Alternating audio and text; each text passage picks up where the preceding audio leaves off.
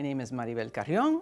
I am a proud Latinx UNC grad. My experience as a Latina on the UNC campus began when I was an undergraduate. Landed on this campus during my 4 years of undergraduate. The only other Latina at the time that I knew was on campus was my older sister. There weren't any organizations or any communities, and I was just excited to be on campus. In 2008, I actually received an invitation to the first Latinx alumni reunion.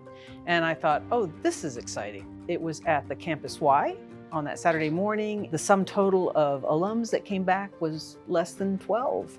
And I remember thinking, wow, here it is, 2009, and there are not very many alums that are returning to Carolina.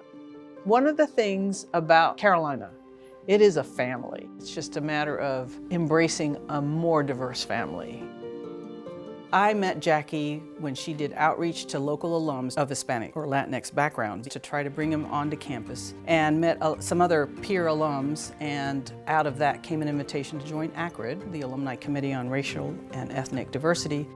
As a development officer, you really want to be prepared and do your homework before you have that first encounter with a prospective donor.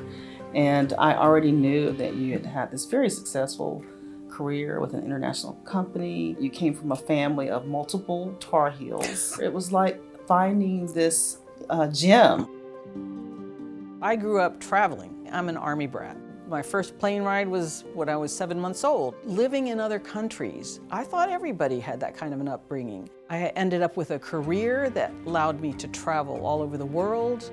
I had an older sister who is a UNC alum. She passed away, but her junior year here, she took a year abroad in Spain. We went to meet her at the airport when she came back. She got off that plane and I was like, that is a different person than the one that left here.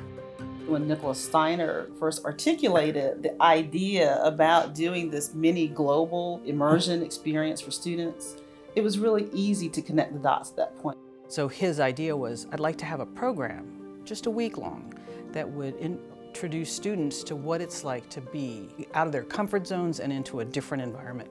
And his thinking was Puerto Rico. Jackie said, I know someone who might be interested. And since I was born in Puerto Rico, as he told me this, I thought, I can do this. That was help funding that trip for those 10 to 12 students. Students did such a great job talking about what the experience had meant to them. And I left saying, okay, we're gonna do this again. For me, it was important. This is important to sustain. How could I have a bigger impact with the more limited resources? And I think that is where Jackie helped me understand, here are different ways you can do this. Because I came from a family where giving typically was back to the family, to siblings, or to the church, rarely to an institution of education. That just wasn't anything we were raised for. I really saw you evolve in that way, where you became intimately engaged in the life of the university and the evolution of what is now the Latinx Center.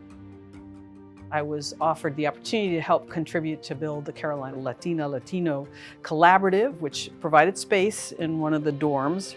After the 5 years of the collaborative, we started work, several of us across campus, to try and again push for a center, because we recognized a lot more Latino students on campus. They're graduating. They really need a place to come back. In 2019, when the Latinx Center actually officially opened, it was so exciting because that felt like the culmination of all those years of work. My biggest concern as the years went by was, how do I ensure this continues when I'm gone or not able to continue to do this? Out of that discussion came the idea of an endowment that would permanently create some funding to ensure that this type of a global experience would continue to be available to UNC students. It's intended for students that can't afford it otherwise, who never thought they could do something like this. For these students with this lack of experience, that changes everything, changes the game for them. The fund is named the Carrion Global Experiences Fund. I want people that recognize the name as Latinx to understand that it's possible, that it's not always the folks that they think are the ones that are participating and giving back to an institution like this. I wanted to create the opportunity for others to be able to participate and contribute, to make this permanent, to make this grow. you have established a legacy for so many others to follow behind, a source of inspiration. It doesn't take a lot to have an impact.